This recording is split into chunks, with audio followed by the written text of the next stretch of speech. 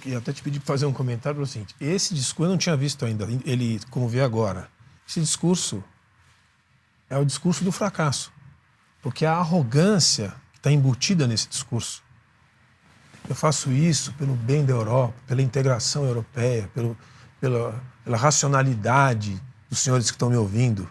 O povo já se manifestou. Vou pegar o caso da França. A França está quebrada.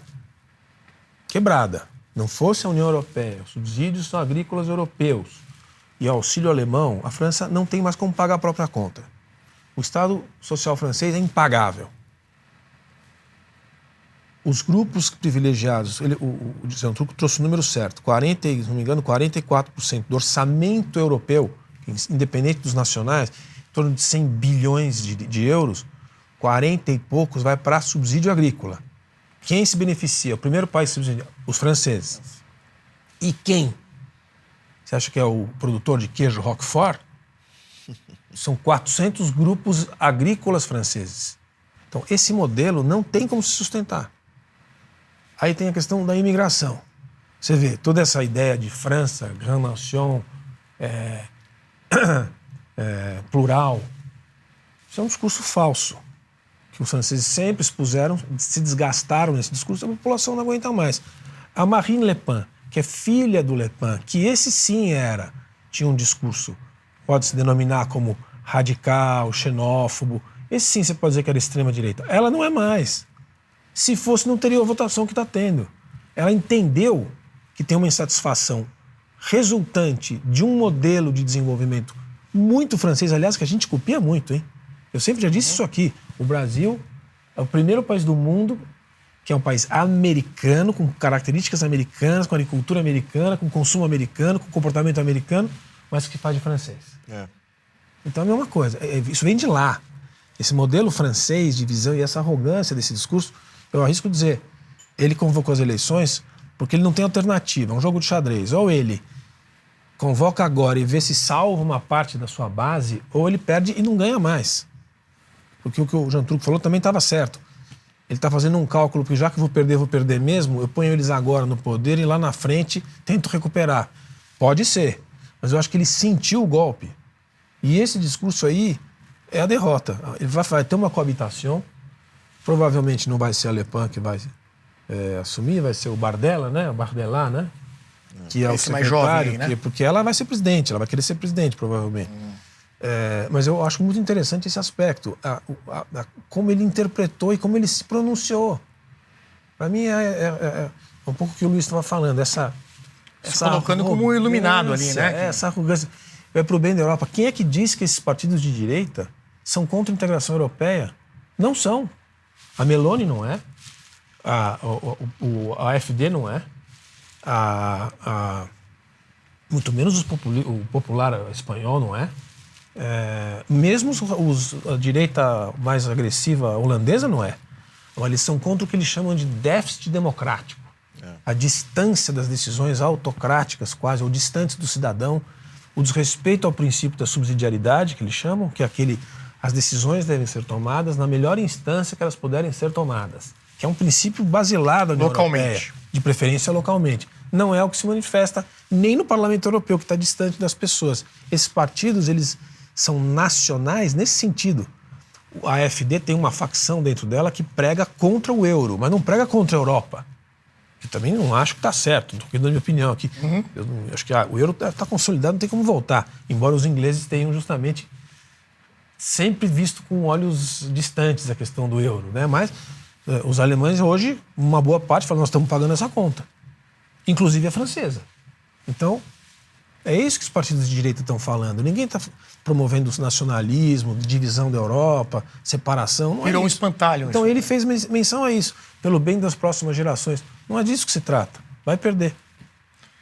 Ô, Luiz, queria que você comentasse também da questão da Inglaterra, né? Que eu estava conversando aqui antes. É engraçado a gente ver isso na Europa, em toda a Europa continental, esse movimento para a direita, que não está chocando ninguém. Né? Eu acho que a gente já estava... Acho que do ponto de vista de ver a direita vencer e ver que os valores de família, pátria, de você ter idoneidade, honestidade, justiça, estão na sociedade, não nos sistemas, né? Então, e ver isso lograr sucesso através desses partidos, eu acho que dá um sopro de esperança aqui para a Europa, né? Porque estava aí caindo aí numa sistematização da humanidade, o que é péssimo, né? O mais longe possível da ordem natural é o que estava se criando na Europa. Então, eu acho que a humanidade deu um coice aí e falou, ó, basta um pouquinho aí dessa utopia, vamos dar uma refrescada aqui no pensamento. Agora, no caso da Inglaterra, o que está acontecendo lá é o inverso. Por quê? O Partido Conservador lá é o dominante, ao menos é o primeiro-ministro, só que é um conservador entre aspas. O conservador inglês é um partido meio PSDB, meio social-democrata, globalista social-democrata.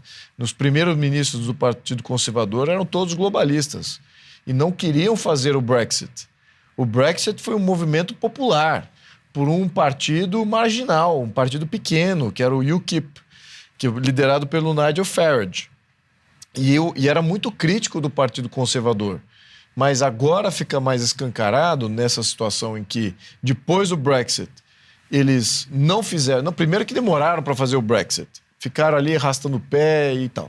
E depois do Brexit não fizeram uma política, de fato, conservadora, né? Fiscalmente conservadora e também agressiva de um país que se colocava como independente, meio que ainda querendo fazer amizade com a Europa, restabelecer laços, manter o status social do jeito que está, sem fazer grandes reformas. Então, é um partido conservador social-democrata, a verdade é essa. É um Macron, vários Macronzitos ali que aconteceram na Inglaterra, dentro do Partido Conservador, e agora criou o esteio, criou a situação para o Partido dos Trabalhadores de lá ganharem as próximas eleições e serem os maiores partidos. Só que, com uma vírgula, criaram um novo partido de fato de direita lá, com o Nigel Farage, que é o Reform UK, né? Reform United Kingdom. Ou seja, para reformar, de fato, é antissistema total. É de uma abertura, de uma clareza de posicionamento político muito importante de se observar. Quem tiver aqui na internet nos observando, busque lá o Nigel Farage, os discursos dele, ele está em campanha, porque agora ele se tornou líder do partido e se o partido dele for majoritário, ele pode ser o primeiro-ministro. Ele já é naturalmente o candidato a primeiro-ministro. Geralmente funciona assim, né? Você tem a liderança partidária, ele tem um distrito com o qual ele concorre, então ele pode ser ainda um deputado, né, um membro lá da House of Commons, né, por um distrito. Mas, como ele é líder do partido dele, se o partido dele atingir a maioria ou uma coalizão que se forme majoritária, ele seria naturalmente o primeiro-ministro. Então ele tem chance de ser um primeiro, ele está concorrendo praticamente como isso. E é isso que é importante, ou seja, tem várias coisas que a gente advém disso. Então você veja o curto espaço de tempo em que a falência de um grande partido majoritário suscita a criação de um outro partido que está ganhando um apoiamento rápido, vasto, exatamente de uma maneira populista, popular, democrática, contra o sistema.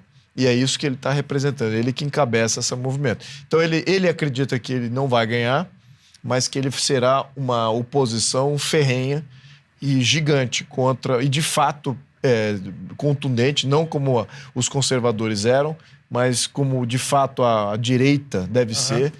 Então ele se apresenta como isso. Então, na Inglaterra eu não vejo essa história tão positiva quanto da Pelo menos no curto prazo. No curto prazo, exatamente. Pelo menos eu acho que o Partido Conservador lá mostrou as caras. Mostrou que não é conservador nada disso, é globalista, social-democrata, que não vai mexer em nada do sistema.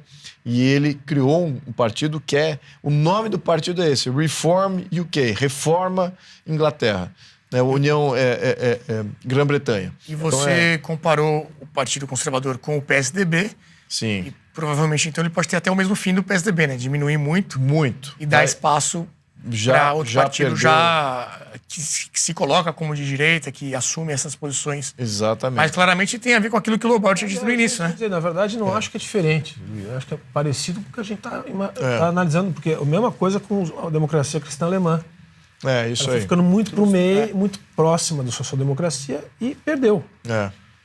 assim como na própria França. O Macron, o partido do Macron, que já é uma dissidência do gaullismo do socialismo, tradicional, e se aproximou do socialismo. Abriu um espaço na direita. Então, acho que nesse ponto de vista, o que acontece lá é que talvez os liberais ingleses e esse Reform UK consigam, não sei, mas uma coalizão, talvez.